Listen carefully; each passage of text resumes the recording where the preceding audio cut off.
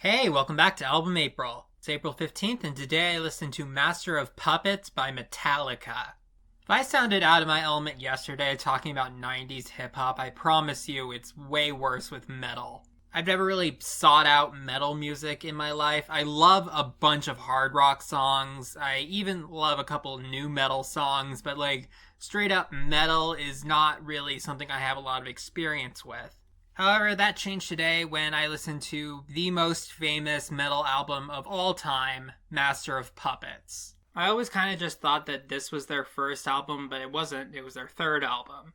Though in a way, this is kind of the first album from Metallica as we know them, because this was their first album without Dave Mustaine. Dave Mustaine was once their lead guitarist, but he left the band and started Megadeth. And I don't know much about metal, but I did know that Metallica and Megadeth had a huge rivalry.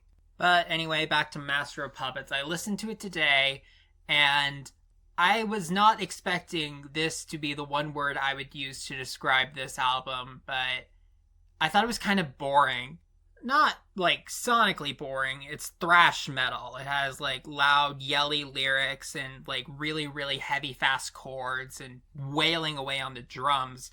But from a musical standpoint, that's how you describe pretty much all the songs on this album. There's not really any instrumental variety. And while there is a lot you can do with a drum set, a bass guitar, and two electric guitars, they kind of kept dipping back into the same bag of tricks for every song.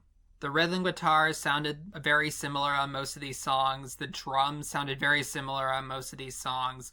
The bass was often completely drowned out by the rhythm guitar. A lot of these songs had really good guitar solos in them. That's actually something that did impress me about this album, a lot of the guitar solos on it.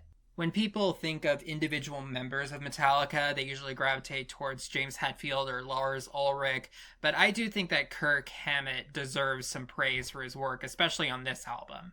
Another thing that kind of became apparent with me with this album is that the musical choices that they make with the style of singing, the drums, the power chords on the guitar, none of it is super melodic.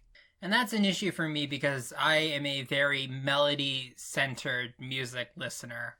And I'm aware that what I just said might sound like a very nice and roundabout way of saying, oh, it's barely even music. No, it's still music, it's just not melody-heavy. And conversely, my two favorite songs on the album, Welcome Home and Orion, are the most melodic. And I do know that this is an issue I would have with Metallica, not metal in general, because there are other types of metal that are very melody-centric. This is the genre that has singers like Kellen Quinn or Floor Jansen. James Hetfield isn't going to win any vocalism awards, and he's not trying to. So if this album has taught me anything, it's that if there is truly a metal band for me out there, it is not Metallica. I probably could have guessed that without even listening to this album, but you know what? It helps to clarify things a little. Alright, thank you for listening. I'll see you tomorrow.